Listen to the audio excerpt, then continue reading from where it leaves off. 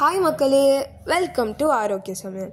இன்றைக்கி நம்ம சூப்பர் ஸ்மூத்தான அப்புறம் ஹெல்த்தியான ஹம்மஸ் டிப் எப்படி பண்ணுறதுன்னு பார்க்க போகிறோம்.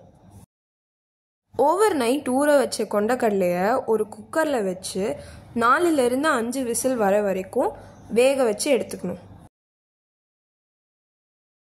அது சூடு ஆறணுன்னே ஒரு மிக்சி ஜாரில் கொண்டக்கடலை, 4 பல்லு பூண்டு, தேவையான அளவு உப்பு, சீரகத்தூள், அப்புறம் தேவையான அளவு ஆலிவ் ஆயில், அப்புறம் 2 ஸ்பூன் எள்ளு பேஸ்ட் சேர்த்துட்டு தேவையான அளவு தண்ணியை ஊற்றி நல்லா அரைச்சிக்கோங்க.